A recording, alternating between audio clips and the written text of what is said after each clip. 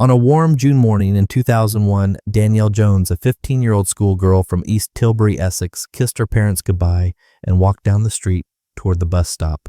It was the last time anyone ever saw her alive. What began as a simple missing person report quickly became one of the most haunting investigations in British criminal history.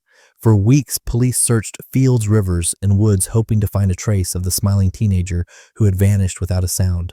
But there was no body, no witnesses, and no sign of struggle. Then came the breakthrough, not in the countryside, but inside a house. Police discovered that Danielle's uncle Stuart Campbell, a 43-year-old builder and family man, had developed a disturbing obsession with teenage girls and with Danielle herself.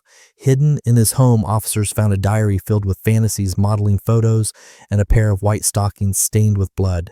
DNA tests confirmed a match for both Campbell and Danielle. Campbell claimed innocence, insisting he loved his niece and would never harm her. But digital forensics told another story. Text messages found on his phone appeared to be written by Danielle, except they weren't. They had been sent by Campbell himself long after she disappeared in an attempt to create the illusion that she was still alive. Despite never finding her body, police gathered enough evidence to convict him of murder in 2002. To this day, he refuses to reveal where Danielle's remains lie. This is not just the story of a murder. It's the story of a family betrayed from within, a community torn apart, and the relentless search for a truth buried in silence. Classification: murderer. Characteristics: kidnapping. Jones' body has never been recovered. Number of victims.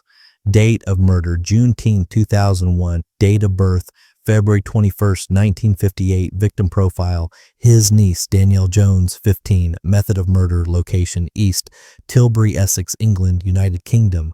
Status: sentenced to life in prison, minimum 20 years. On December 19, 2002, Stuart Campbell, born 1958, was a builder who was convicted in December 2002 for the kidnap and murder of his niece, Danielle Jones, 15, but lost an appeal on January 21, 2005. She disappeared on 18th June 2001 while walking to a bus stop in East Tilbury, Essex, where she lived. Her body has never been recovered, and Campbell has always maintained his innocence. It is unusual to prosecute for murder in the UK without a body, but police did find a pair of blood-stained stockings in his home, the DNA of which matched both Campbell and Danielle. This evidence was enough to convince the police that Danielle Jones was dead and that Stuart Campbell was responsible for her death. In his diary, which police used in evidence, Campbell revealed an obsession with teenage girls. Campbell also claimed Danielle had text messaged him, but evidence from mobile phone masks shows that when she supposedly texted him, his mobile phone was in the same place as hers, evidence that he had taken her mobile and used it to text his own. His own mobile phone also disproved his alibi that at the time he was in a DIY store half an hour's drive away in Rayleigh. In one 20-minute interview with the police, he said no comment to 50 questions, causing the police to describe him as uncooperative. A police superintendent said to the BBC that he developed a relationship with Danielle that was certainly inappropriate and probably unlawful. She apparently tried to disengage herself, but he resisted. At the end of his trial, Campbell was convicted of murder and abduction. He received a life sentence on the murder charge and a 10-year fixed sentence on the abduction charge, although it is still unknown how many years he must serve in custody before being considered for parole. It was then revealed that Campbell was known to pose as a photographer to take photos of teenage girls in parks. In 1976, he was sentenced to 4 years in prison for robbing a 16-year-old girl in the street, while in 1989, he was given a 12-month suspended sentence for forcibly detaining a 14-year-old girl in his house and taking photos of her in a karate outfit. The murder of Danielle Jones was an English murder case where no body was found, and the conviction relied upon forensic authorship analysis of text messages sent on the victim's mobile phone. Jones' uncle Stuart Campbell, a builder, was convicted in December 2002 of abducting and murdering Jones, 16 October 1985, C18 June 2001, and lost an appeal in January 2005. Jones' body has never been recovered, and Campbell has always maintained his innocence. After the trial, controversy arose when it was revealed that Campbell had prior convictions for indecent assault on other girls of similar ages. The use of forensic authorship analysis of text messages in the case provoked research into its use in other cases. Disappearance and investigation. Jones was last seen in East Tilbury, Essex on 18 June 2001 while walking to a bus stop. Suspicion fell on Campbell almost immediately, who was first arrested on 23 June 2001 5 days after Jones went missing. Detectives had delayed his arrest whilst weighing the possibility of endangering Jones' life on the presumption that she was still alive against the possibility of Campbell leading the police to her. During police interviews, Campbell was described as uncooperative. In one 20-minute interview with the police, Campbell refused to comment on 50 questions. The investigation included several appeals to the public for information, including a reconstruction on the BBC television program Crime Watch UK. During the investigation, over 900 police officers and support staff searched over 1,500 locations for Jones' body. Murder trial. The police who investigated Jones' disappearance were convinced within 2 months of her disappearance that she had been murdered. A police superintendent said to the BBC that Campbell developed a relationship with Danielle that was certainly inappropriate and probably unlawful. Jones apparently tried to disengage, but Campbell resisted. By 14 November 2001, the Crown Prosecution Service decided that the police had enough evidence to prosecute Campbell for murder, even though it would be harder to secure a conviction without a body. In October 2002, Campbell went on trial for abduction and murder. The trial was unusual in the UK, as prosecutions for murder without a body are rare. The Crown's case rested upon several pieces of evidence. Jones had disappeared without contacting her parents and had been seen talking to a man in a blue Ford Transit van resembling Campbell's on the morning of her disappearance. The testing of bloodstained stockings had found Jones' DNA and Campbell's DNA on the stockings. Lip gloss used by Jones was also found in Campbell's home. A diary kept by Campbell revealed an obsession with teenage girls, with testimonies that Campbell had manipulated young girls into posing for topless photographs. Mobile switching center records demonstrated that Campbell's alibi of being at a DIY store half an hour away in Raleigh was false, and that Campbell's and Jones's mobile phones had been within the range of a single mobile phone mast at the time that a text message had been purportedly sent by Jones to Campbell. This, along with forensic authorship analysis, indicated that Campbell had written the message, not Jones, implying that Campbell had sent the message to himself using Jones' phone to make it appear that she was still alive. Campbell was found guilty of both charges on 19 December 2002 and sentenced to life imprisonment for murder to run concurrently with a 10-year sentence for abduction. No recommended minimum term was reported at the trial, and there have been no reports since as to whether the High Court has decided upon Campbell's minimum sentence. Aftermath of the trial. After his trial, it was revealed that in 1989, Campbell was given a 12-month suspended sentence for forcibly detaining a 14-year-old girl in his house and taking indecent photographs of her. The use of text messaging evidence in the trial inspired a group of researchers at the University of Leicester to begin studying text messaging styles in the belief that research into the forensic authorship analysis of such things would help with further criminal cases. In 2004, Campbell was granted leave to appeal his conviction on the grounds that evidence of his obsession with Jones and of his interest in schoolgirls should have been excluded at his trial, and on the grounds that one of the jurors should have been discharged because they were the next-door neighbor of a police officer involved in the case. The appeal was dismissed in 2005 by the Court of Appeal. On 28 July 2005, an inquest by the coroner was held into Jones's disappearance, returning a verdict of unlawful killing. Interim police interviews with Campbell in prison regarding the location of Jones' body reported that Campbell had not had anything to say regarding the location of Jones' body. Other cases, contrasts between this case and the murder of Hannah Williams, have been drawn, citing the disparity in news media coverage of the two as an example of missing white woman syndrome.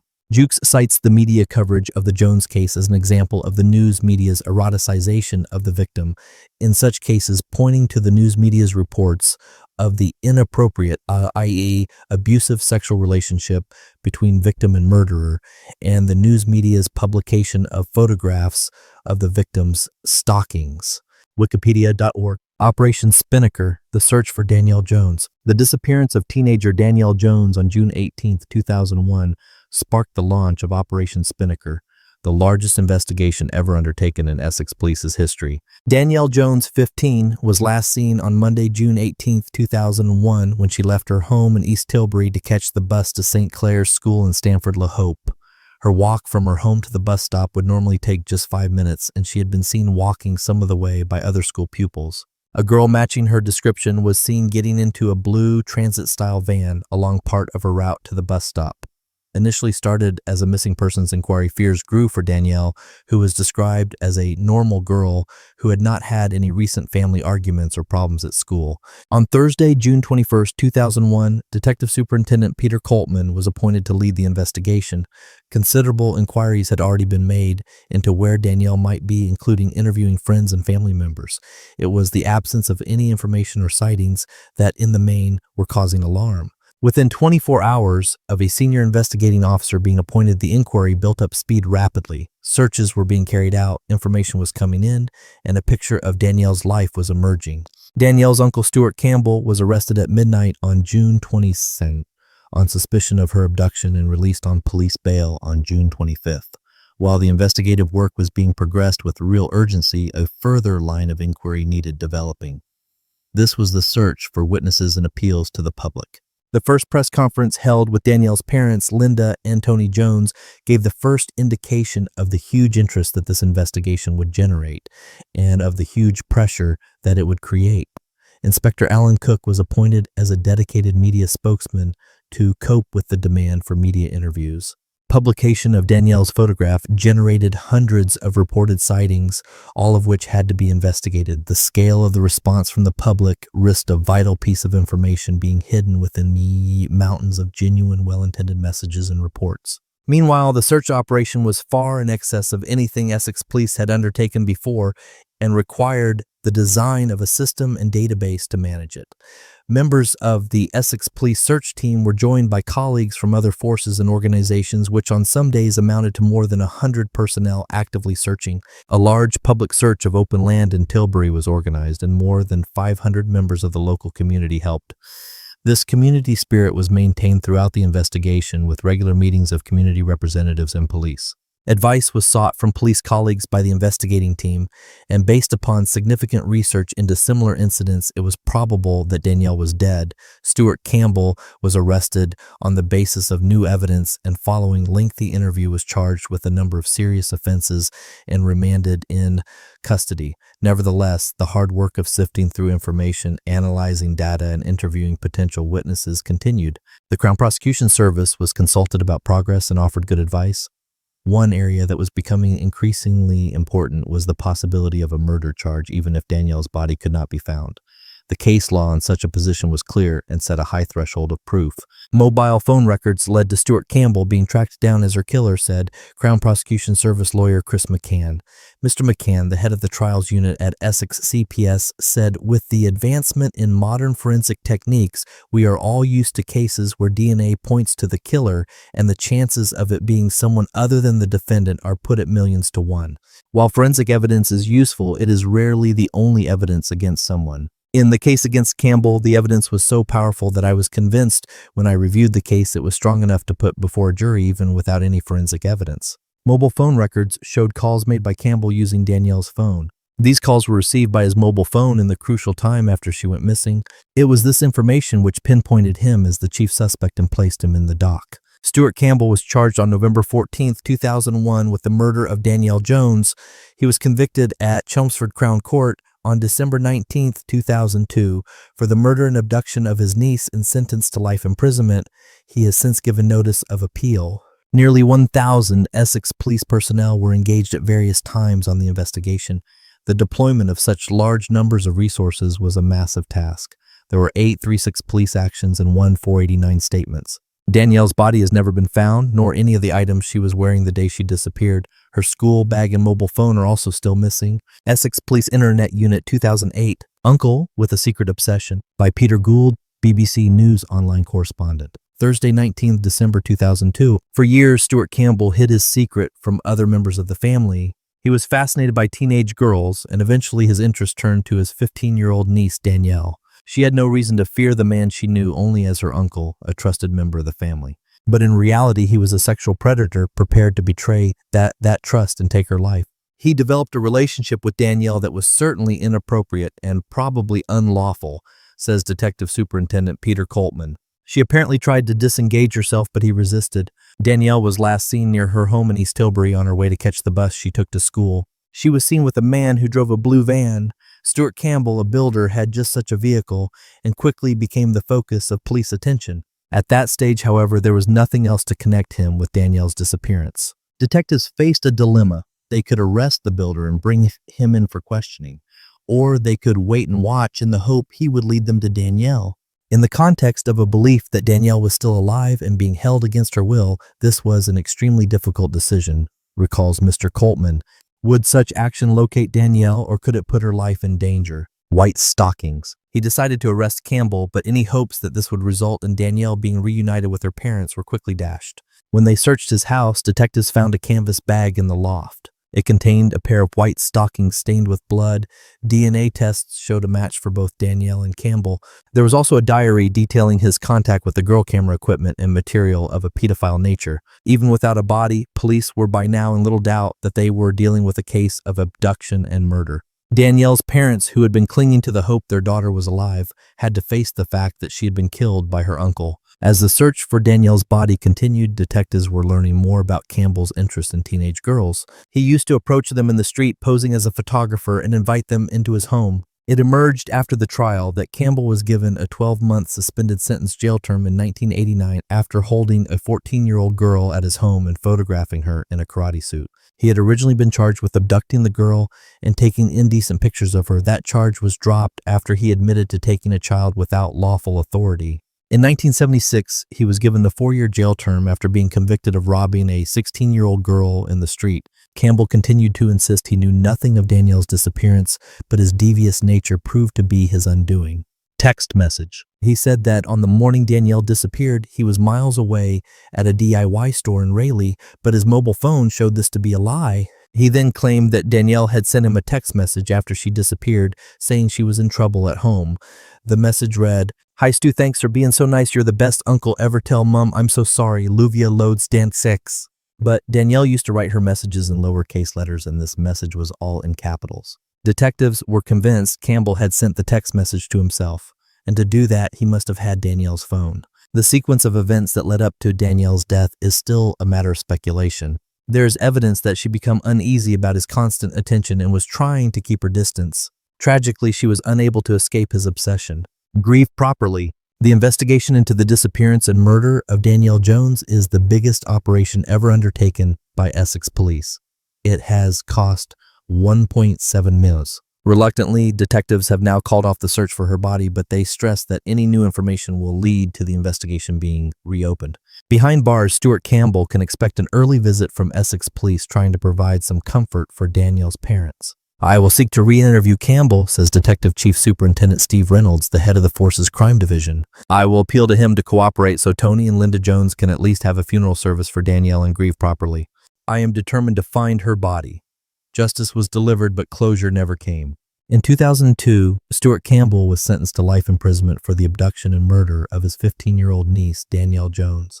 Yet to this day, her body has never been found. Her parents still live with that unbearable question, "Where's our daughter?" Campbell, a man once trusted as family, turned out to be a predator hiding in plain sight. He was supposed to be a caring uncle, someone Danielle could rely on. Instead, he used that trust to lure her into his trap. Police described him as a manipulative narcissist obsessed with young girls' control and power. He never showed remorse, never confessed, and even behind bars, he has refused to reveal the truth about what he did with her body. The evidence was overwhelming: blood-stained stockings, falsified text messages, and diaries that revealed his twisted desires. But without a body, the case was one of the most difficult prosecutions in British history. The jury convicted him not just on forensic evidence, but on patterns of deceit, the lies he told, the digital trail he left, and the evil he couldn't hide forever. For the Jones family, every birthday, every holiday, every passing year is another reminder of a life stolen too soon. Danielle's room remains untouched, a shrine of memories frozen in time waiting for her to come home. The case of Danielle Jones is more than a crime story.